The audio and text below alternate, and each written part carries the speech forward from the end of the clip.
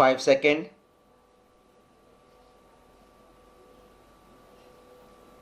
Start. Sir, it is my proud privilege to initiate this important debate on the 11th plan in the August House. Although I have been in charge of the Ministry of Planning only for a few days, I have had the opportunity along with my colleague in the cabinet of considering the plan in its various aspects, and I shall try to present before you the silent feature of the plan in the perspective of government's general overall economic objectives. Let me say at the outset that the 11th plan, covering the years 2007 to 8 to 2012 to 13, has been formulated in the light of the development experience of the past 3 decades and the perspective we need to keep for the next 10 to 15 years. The country's performance in the past has yielded very valuable lessons, and we must adopt our strategy of development in the light of this experience. The initial conditions from which the plan had to commence were far from favorable. 1999 was a drought year during which agricultural production slumped. There was a sharp rise in price which continued during 2000, and many weaknesses appeared in the basic infrastructure of coal, transport and power, which in turn had adverse consequences for industrial growth. Internationally, we faced a sharp rise in price of petroleum and other imports, while recessionary conditions in the industrial world held out a threat of our exports.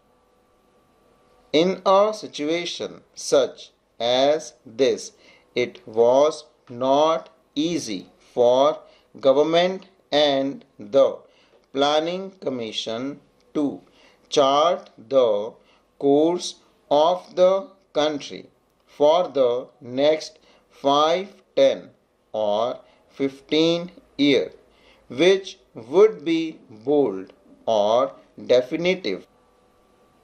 At the same time, the problem facing the country are so acute that solution brook no delay. Removal of poverty and unemployment and attainment of self-reliance have been the basic goals of planned development, and they remain so for the 11th plan as well. In order to move forward towards these objectives, it is essential, although not sufficient, to achieve a high rate of growth of national income. The plan thus aims at a growth rate of 5.2% per annum. This is not an ambitious target, especially since 1999 was year of low output, but it still requires assiduous efforts to utilize excess capacity in the system and to build new productive capacity in industry as well as agriculture, in power and in transport, so as to sustain the momentum of development in the years to come beyond the present plan period. We think this effort can be made. Indeed, in the first 18 months since this government came to power, such an effort has been made. As a result, the growth rate last year was 7% and is likely to be 4.5% this year. Thus, the average for the plan may come to 6%. In order to achieve the target growth of 5.2%, both agriculture and industry will have to perform better than in the past. In terms of gross value added, the plan envisages an average growth rate of about 4% for agriculture and about 7% for mining and manufacturing. The realization of these targets will require a substantial setup in investment as well as a considerable improvement in capacity which have already been created, particularly in such critical sectors as irrigation, power, coal, petroleum, fertilizer, cement and railways. The 11th plan lays balanced emphasis on these aspects. The country is currently self-sufficient in food grains.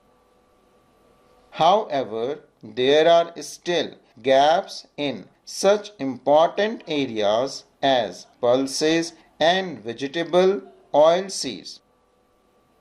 Agriculture being still the foundation of our economy. The 11th plan contains a number of programs designed to further strengthen the modernizing impulses in agriculture, covering both food and cash crop as a part of the overall strategy. The area under irrigation is short to be increased by nearly 15 million hectares over the planned period. The consumption of chemical fertilizer is expected to go up from 5 million tons of nutrients in 1999 to 9 million tons in 2004 to 5. The institutional credit for agriculture and rural development will be more than double over the planned period.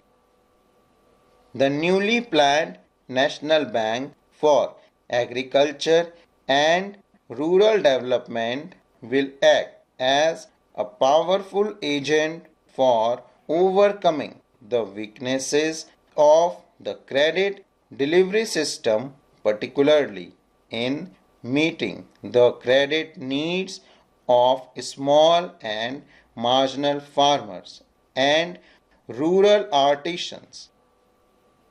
Apart from crop husbandry, considerable stress has been laid on the development of subsidiary occupations like animal husbandry, horticulture, fisheries, social, and farm forestry.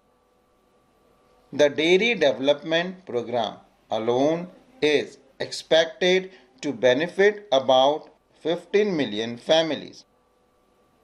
It is the declared policy of the government to provide remunerative prices for farm produce to strengthen the infrastructure for marketing so that farmers have an adequate incentive to produce more. Full stop.